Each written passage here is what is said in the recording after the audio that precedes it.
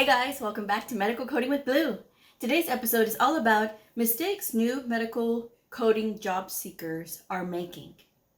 If you're brand new to my channel, welcome. I am Blue, I'm a medical coder. Okay guys, so if you are a brand new medical coder and you are seeking your very first job in medical coding and you're seeing a lot of places are asking for experience, and how are you supposed to get experience if no one will hire you and you have a CCA or you have a CPCA and nobody wants to hire those people.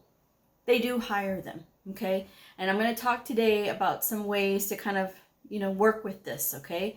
It is possible to get hired as a brand new medical coder. I mean, obviously we all had to start somewhere, right? Even I went through this when I was very first starting. I looked for 2 whole months before I went to the temp agency in my area and was able to get hired on through them because they had a contract and they needed coders. And so that was how I was able to get into the working world.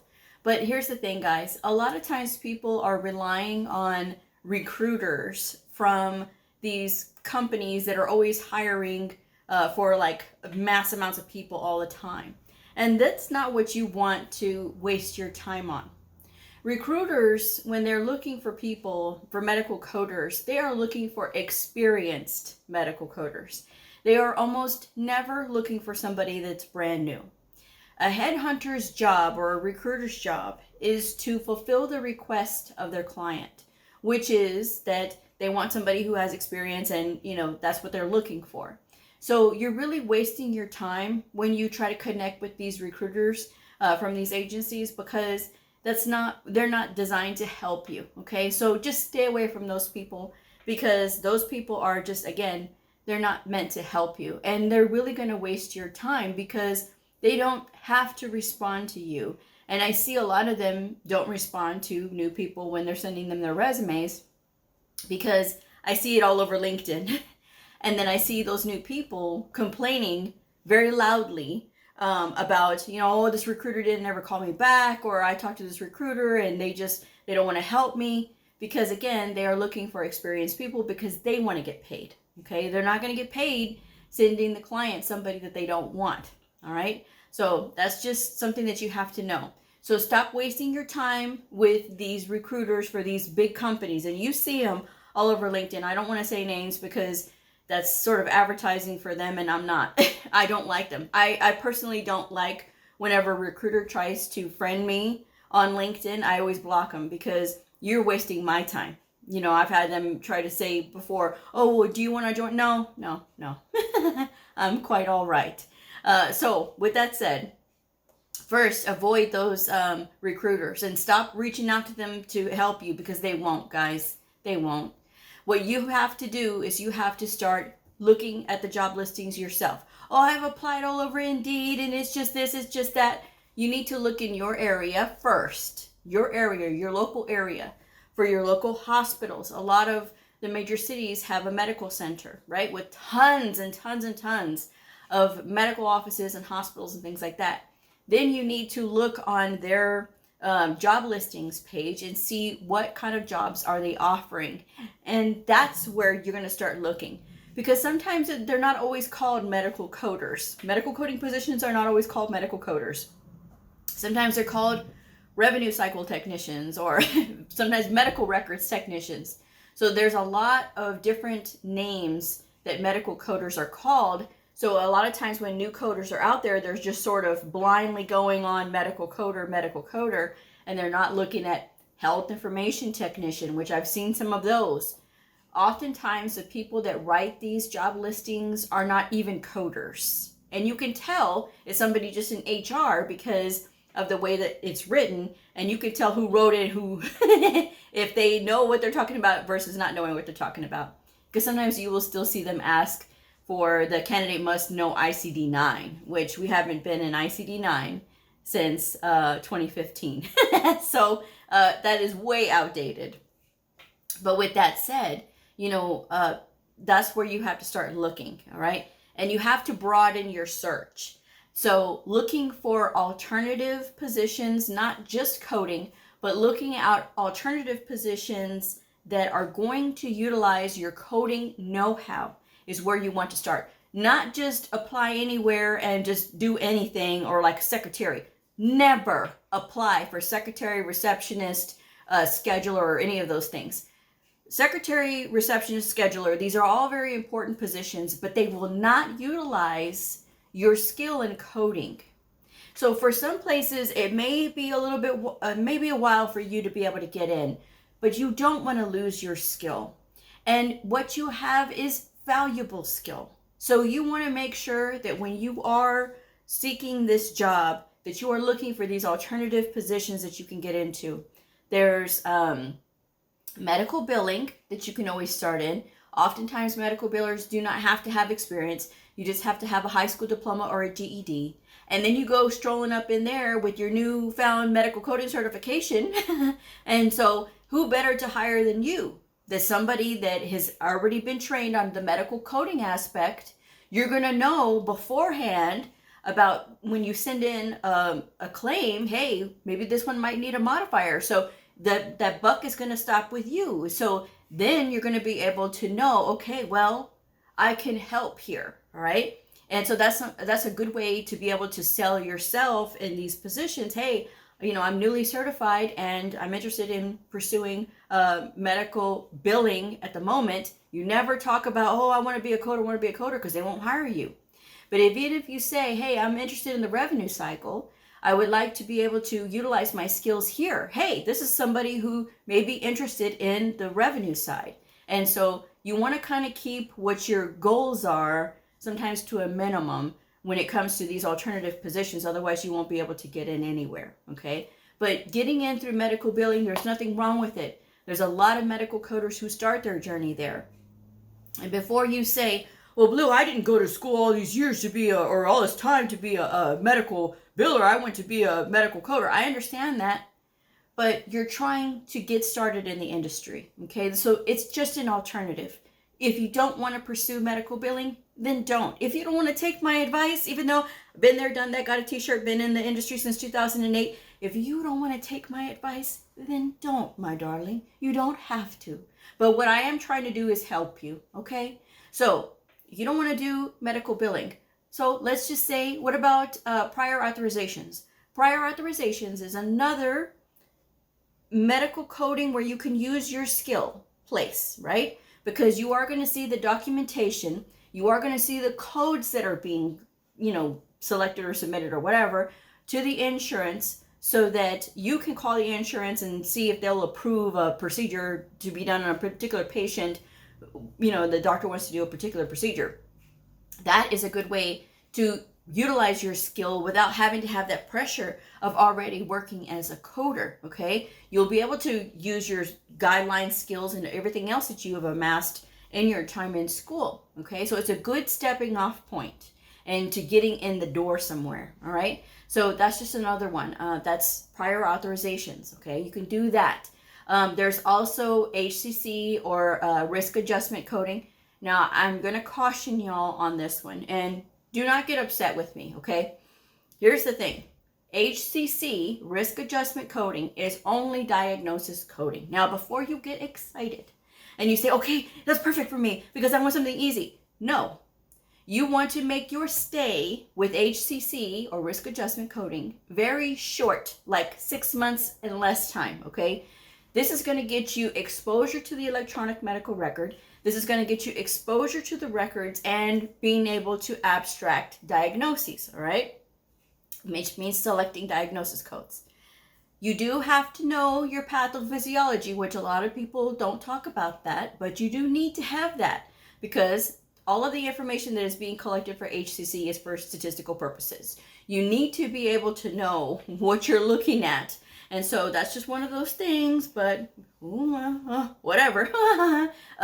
So if you want to start there, that's totally okay. But keep in mind, you need to continue to work on your own, your CPT skills. If you know ICD-10 PCS, you need to continue to work on that as well, because you will forget those things while you're doing HCC coding. And it's not helpful because sometimes employers will not consider HCC work as experience. I have seen the job listings that have said that, okay? So before you get upset and tell me, oh, no, blah, blah, blah. No, I've seen the job listings say that. So that's what I just want y'all to be aware of, okay? I've seen people who try to get out of HCC because they say that they're bored with it. While I understand, because it's only diagnosis coding, sometimes employers will say that they will not count HCC coding as experience. Okay, I've seen that in the job listing. So something you have to know, all right? But continue to stay on your studies if you do choose to get hired that way.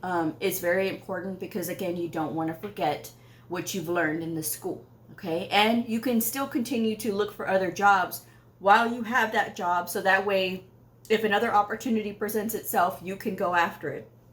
I'm just saying. So do that. AHIMA, the American Health Information Management Association, and AAPC both have job boards, okay? Where they have listings for, they're looking for coders and that kind of thing. Now, with AHIMA, I have gotten a job off the AHIMA job board before, okay? That was when I worked for a level 1 trauma hospital. They hired me even with a CCA, okay? And my credential was not on the list of credentials that they wanted.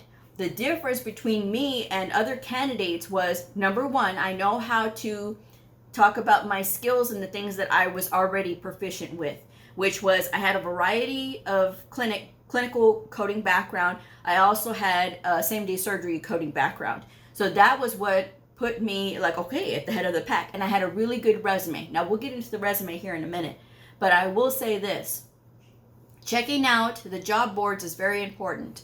And when you look at the job listings, even if it's asking for the candidate to have 3 to 5 years of experience, you still apply anyway. You still have to apply because it is free to apply. Number two, if there are happy coders in that area, they are going to stay where they are. So that employer may be out of luck when it comes to finding what they really want, which is somebody who has experience. So if you stroll up in there not having any experience, but having the moxie to apply anyway and say, here I am. I have this new skill. I have no bad habits. I am trained. I'm ready to go. Just give me a chance. That's the thing that they're going to be looking at, okay? And so that's what you have to do in order to be able to get into those coding positions if that's truly what you want, all right? So trying the association job boards is it's what it's there for, guys. You pay for your membership, especially if you're a member of AHIMA or you're a member of AAPC. You are paying for when you pay for your membership, you have access to that job board. So look at that job board, all right? So that way you can try and find, whatever can reach out to you as far as like what you want in a job yourself, okay? So that's something that you have to know. The other thing is only seeking remote positions is a bad thing for brand new coders. Now, again, I'm going to hurt some feelings because everybody says, oh, no, that's why I want to work at home, and blah, blah, blah. Da, da, da. Okay, I don't want to hear it, guys. I don't. The reason that I tell you that it's so important to start your medical coding journey on site, if you can. I know a lot of the East Coast, there's a space issue. So a lot of them start at home remotely, okay? If that's the case, then that's the case, okay? But I'm telling you, if you are actively seeking a remote position, that's where you may come up against another blocked wall, because before the pandemic, if you did not have experience, you were not working at home without experience, okay? You had to have experience. Then the pandemic hit. They still need coders. So people who did not have experience were able to get hired on because they were able to effectively say what they were trained on, and the company had no choice but to give them a chance. So they were able to get in the door that way, okay? And some of them have been happy ever since then. Blue, I learned everything, it was fine, and it worked out. Sometimes it just works out. But for a lot of people, it doesn't. Because book coding and real world coding are two different things.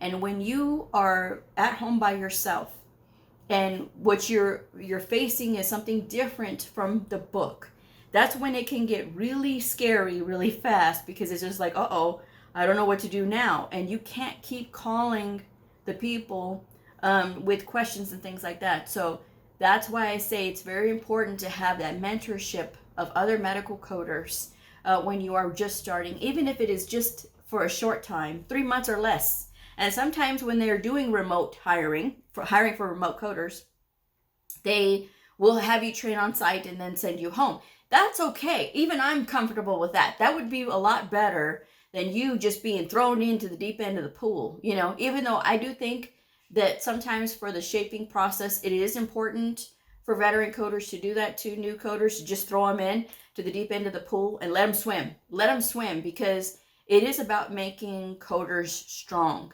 When we have a generation, and it's not just a generation meaning like young people.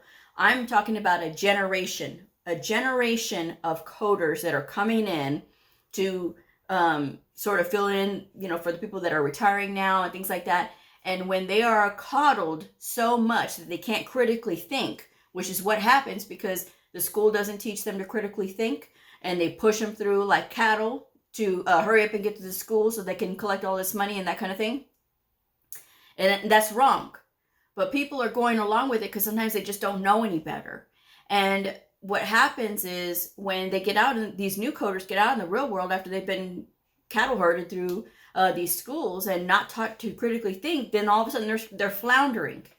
And then the whole industry is affected because one coder who flounders and that provider sees that coder floundering, or that group of providers sees that coder floundering, that is what they think all medical coders are like. It's true, because even when I get brand new providers, that sometimes when I go over there and I introduce myself right away. I don't wait for the provider to make the first move. I go and I talk to them right away because they won't go and talk to you. So I go and I introduce myself, and then I read body language quite well. So I can tell when a provider is like unsure or whatever, and sometimes they'll ask me, "You're not like the other ones that I've come across, you're nice." And I said, "What do you mean I'm nice? I don't understand." Like, that's just an odd statement to say. But they said that they experience coders differently, that the only time that they had contact with a coder before was the coder was telling them that they're doing wrong and, you know, they're doing this bad, and they never introduce themselves and things like that. And this, again, is why I say critical thinking and good communication is so key. And so that's all part of the whole thing, is being like, okay, this is who I am. This is who I'm representing myself in this whole situation. And that's why I tell new coders that you have to be able to do this, and you have to be able to put aside your own personal feelings of, "Oh, well, I'm shy." Believe it or not, I am a shy person too. A lot of people tell me, "Oh no, Blue, you're not shy." Not you. I'm not shy here, right? When I'm talking about something that I love, you know, but when you see me out in the street, I am very reserved. I'm very shy because, like, I don't know you. You know, I don't know people. You know, I don't just go up to people and, you know, talk to them and things like that. But when I get into this kind of environment, then yes, of course, this is when I start, you know, but again, that's what it takes to get yourself in the door too. You have to have that same mentality, even though there's going to be people that say, "Well, you don't have experience and we need somebody who has experience." They could need somebody who has experience all day long. But even people who are experienced sometimes forget a lot of things that are really relevant to everyday coding because they get into their bad habits. You, as a new person, don't have bad habits. So that's what you want to be able to express in your resume that only needs to be 1 page. If you have multiple pages, 2 pages, 3 pages, 4 pages, 5 pages, that's why you're not getting calls back. Stop doing that. It needs to be 1 page. Now, I'm a resume writer myself. My rate and contact is in the description box below. I'm not saying this for that, but what I am saying is this. I've done 1 page, 2 pages resumes. Now I've gotten it down to everybody gets 1 page because I think that that's more cleaner. But even when I did 2-page resumes, people were still getting jobs with those. And it's not a guarantee every time, but I'm just saying that I've had success with 2-page resumes. But when you get past 2 pages and you're doing 3 or 4 or 5-page resumes, That's why you're not getting hired. That's why you're not even getting called for an interview, because your resume is immediately going into the trash. It has nothing to do with the fact that you have no experience. You could have all the experience in the world, but if you have a 3 or 4 or 5 page resume, you are not getting that call. So do yourself a favor, guys. Don't make the mistake of having a multiple page resume. And even if you say, well, Blue, I've been a stay-at-home parent, and I haven't had work outside of the home, and I just don't know how to put that. You need to put on your resume that you were a stay-at-home parent, you were a caregiver. And what do you do as a caregiver? You take care of your family, right? You make sure they go to their doctor's appointments, and you make sure that you keep track of their allergies and their surgeries and any of those things, their medications and things. Those are the things that you keep up with. So you have some kind of background, right? In all of those things. Basic things like, of course, first aid. If you do that, that's something that you can add to that. You know how to handle money when you're taking care of your family. So that means you have basic math skills. It is important for us to have basic math skills before you start hyperventilating. Please do not comment this.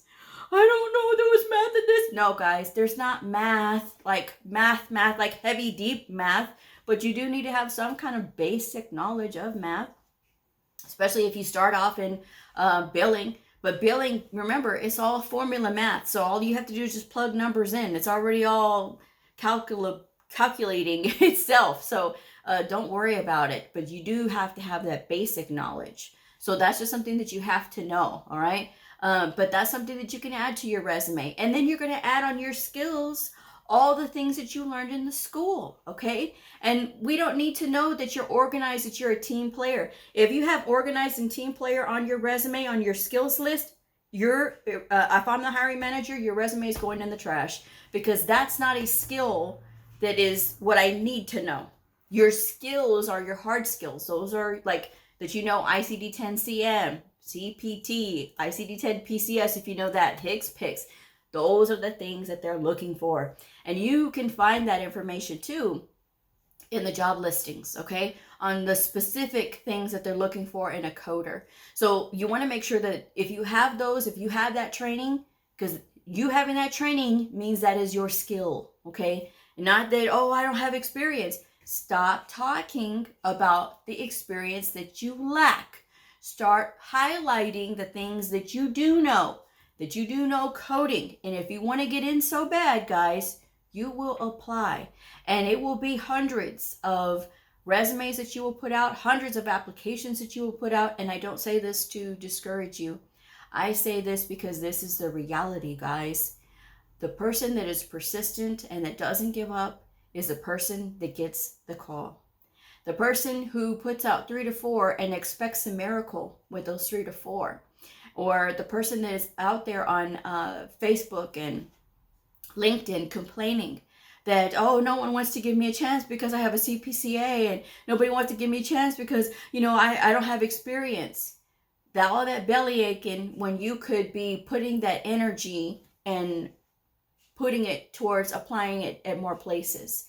I went through this, guys. I know what it's like. And so that's the thing that it's going to take for you to be able to get in. You need to have a 1-page resume, and it needs to have an objective statement on it. Do not tell me that no, it doesn't. Yes, it does. It does. And in that objective statement, it needs to have the job title that you're applying for. So that way, when it's going through that automatic reader, that it's going to know this person is for this job. That's how dumb these programs are, right? Because it's looking for words. That's part of the algorithm, that it's just looking for words. So you need to give it what it's looking for, okay? It's not going to know that you don't have experience, but it will if you send a 3 or 4 or 5 page resume and you don't include the job title that you're applying for on that, on your resume. And yes, it does require you to update your resume quite frequently. That's a part of the deal, guys. You want to get in, and that's what it's going to take. Okay? So just keep that in mind when you're out there. And I will say this before I wrap it up. Another mistake that new medical billing and coding students are making when they're out there looking for a job is that they take their complaints to LinkedIn. They take their complaints to Instagram and they start complaining all over the place. Facebook. Oh, how no one will hire me. Guys, nobody cares. Because you know why? When other employers see that, oh, that's the person we're not going to hire. And trust me, it's not that they don't care. I shouldn't say it like that. They do, but they don't. This is something that happens. This is a part of the shaping process in the industry. But I have personally had to remove connections and block people because I get tired of hearing them complain. And they act like they're entitled for everybody to just give them a chance immediately. But then when they go into these interviews, they're like a deer in the headlights and they have no idea how to answer basic questions. So if you can't answer basic questions, that's another issue. So that's something that if you are studying appropriately like you are supposed to, and you're actively out there seeking alternative jobs along with the coding positions, that's going to set you up better for success than the person that's spending that energy out there complaining in the world about how no one will give them a chance, rather than doing what you should be doing and making those connections through positive interactions that you're having.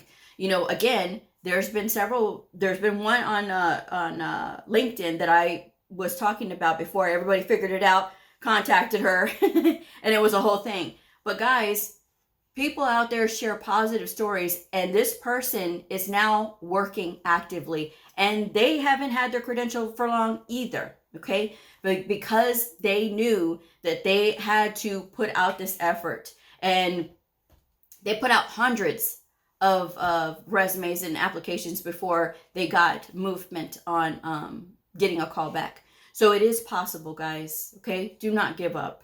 And make sure that you are doing these things. Go to the job boards and you apply. Don't just seek out only remote positions or only the easy positions or only entry level. Even if they're asking for experience, you apply anyway because it's free to apply. And that employer will never know that you are a brand new medical coder ready to help them unless you tell them who you are. I'm just saying. So with that said, I'm going to go ahead and wrap this one up. Thank you guys so much for joining me. If this video helped you, please like, subscribe, and share, and I'll see you all next time. Bye.